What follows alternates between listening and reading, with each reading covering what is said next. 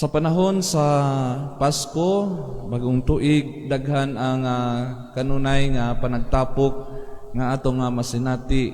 So usana niini ang mga reunion no sa mga batchmates o sa mga higala nga dugay na nato nga nahimamat wala makita pipila ka mga katuigan.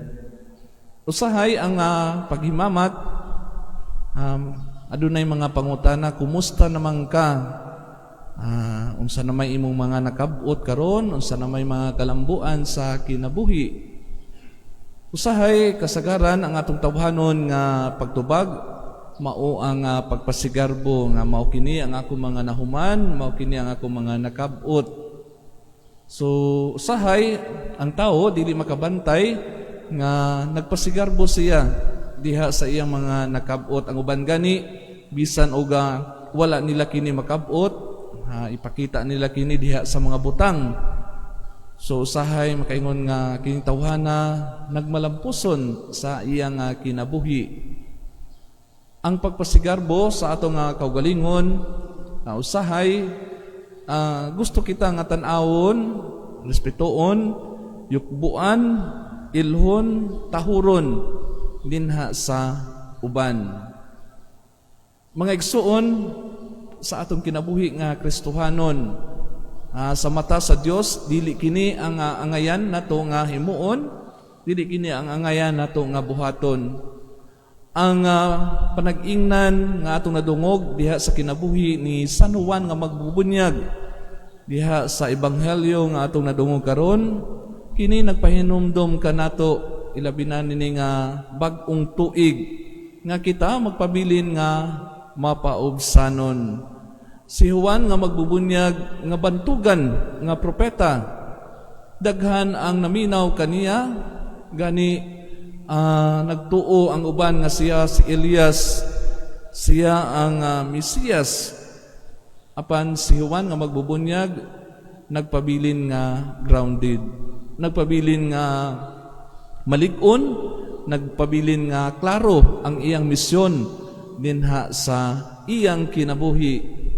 Kay kung si San Juan nga magbubunyag, uhaw diha sa dungog, uhaw diha sa gahom, nan siya pwede niya gamiton ang mga tao alang sa iyang personal nga tinguha. Usahay kining mga gihatag kanato nga mga responsibilidad, mga posisyon, usahay gamiton nato diha sa pagpasidungog diha sa atong kaugalingon. Usahay mingon kita nga suod ako nini nga mga politiko o mga inila nga mga pamilya, aron kita makaambit usab dinha sa ilang kadungganan, diha sa ilang pagka-inila.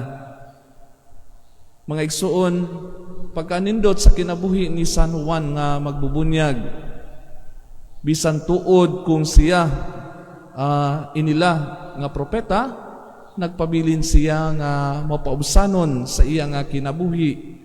O usa sa mga nakita nato nga nagpabilin siya nga mapaubsanon ang iyang kanunay nga maampuon, ang pagpuyo nga simple dinha sa iyang kinabuhi. Kung kanunay kita nga magampo, musimba sama sa atong ginahimo karon sayo sa buntag, kita sayod nga kita walay mahimo kung wala sa atong kinabuhi ang Dios. Kining atong mga kalampusan nga atong nakabot, sayod kita nga iya sa Dios ug dili angay nato nga ipanghinambog. Kay kung wala ang iyang grasya ug panabang sa atong mahal nga inahan, siguro dili nato makabot ang tanan. Kita gipahinumduman diha sa atong mga nadawat nga mga grasya nga dili kini ingon nga atua, dili lamang kini ingon nga diha sa atong mga personal nga mga paningkamot atong nakabot ang tanan.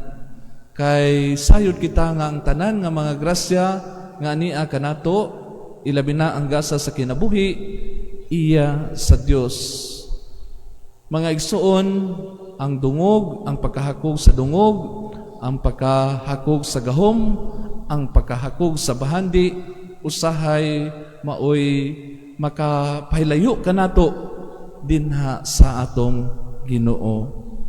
Untana bisan kung anaa kining mga butang posisyon unsa man ang atong mga nakab-ot, magpabilin kitang mapaubsanon, magpabilin kita nga mutan-aw nga kini iya sa Dios aron kita usab sama ni San Juan nga magbubunyag klaro kung nganong ania kita nining kalibutana. Wala kita magkinabuhi para lamang sa atong kaugalingon, para lamang dinha sa atong pamilya, kundili kita usab mupaambit diha sa pinakadako nga pamilya ang atong simbahan, kung unsa man ang mga grasya nga atong nakab-ot sa atong kinabuhi.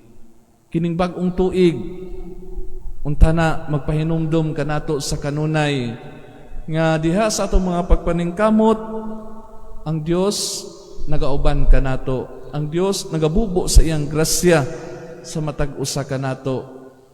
Untana magpabilin kitang mapaubsanon, maampuon, kanunay nga magpasalamat sa Dios ug sa kanunay mutawag diha sa panabang sa atong mahal nga inahan. Palihog sa pagtindog.